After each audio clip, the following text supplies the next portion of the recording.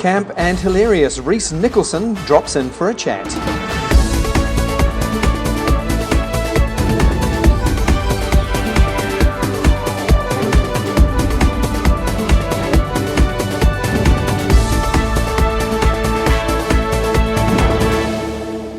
Kia ora and welcome to Gay Talk Tonight. I'm Andrew Whiteside. My guest is the incredibly funny Rhys Nicholson.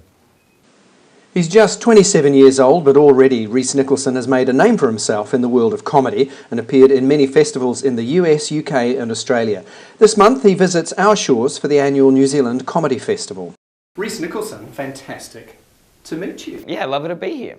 Now, I saw you just last week on the best comedy show on earth. Oh yeah, that thing.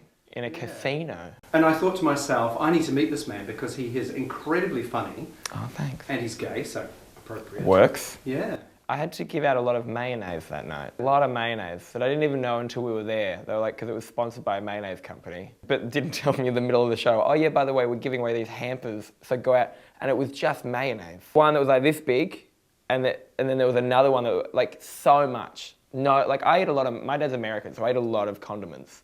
But I'm never going to get through that much mayonnaise. Now you are a tour de force, really. I mean, you're sure. a woe to go, really fast talking, very, very gay on stage. Yeah, a little bit. Yeah, so I'm subtle about it. Yeah, I'm passing. What reactions do you get from that crowd? Sometimes I get people say, they'll be like, oh, you talk about being gay quite a bit. Which I don't think I necessarily do compared to some, like I do talk about, I come out of it, like I talk about stuff, but also I've got like a suit and an inch of makeup on, like it's pretty apparent, otherwise there's some poor girl involved.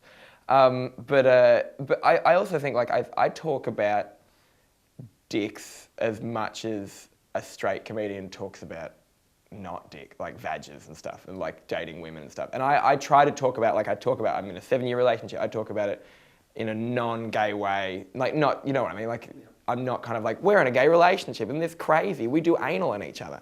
But I talk about relationships just as much as like a straight, but I think because it's still like, ooh, this exotic bird, what is this relationship between two gay people? It's like, it's been happening for ages. And yet people have a fascination for it. Yeah, totally. Like my audience is straight couples.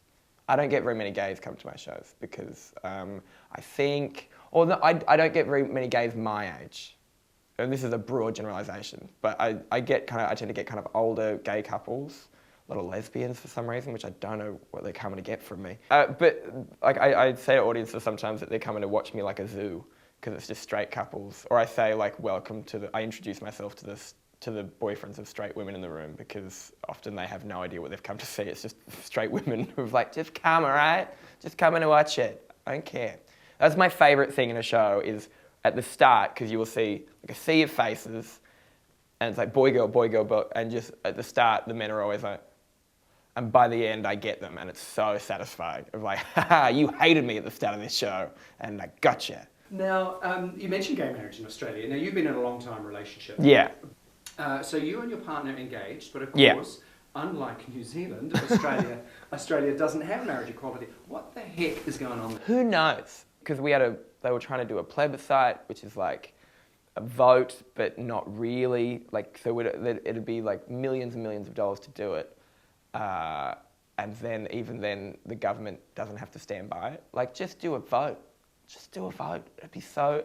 Or even, don't do a vote and just do it. In your mind, what is the secret to having a successful, fulfilled kind of life? I think it's like finding a middle ground between, and this is a very wanky answer, and I'm sorry about this, finding a middle ground between being independent, but also not being afraid to ask for help when you need it. Which sounds, it's a very easy thing to say, and a difficult thing to manifest in your life. But no, I think I'm pretty, I've got, a severe anxiety disorder and I have bouts of depression in my life, but hey, who doesn't? But no, I'm happy. I could have bigger problems. I could have like a face tumour or something, that would be bad. I don't know where I'm going with this sentence. That's all right. I'm content. I'm not content with this sentence. That's fine. Rhys Nicholson, thank you so much, real pleasure. Thank you, thanks Andrew. And thank you, New Zealand and the world. Thanks for watching. Don't forget to tell me what you think, and I'll see you again very soon.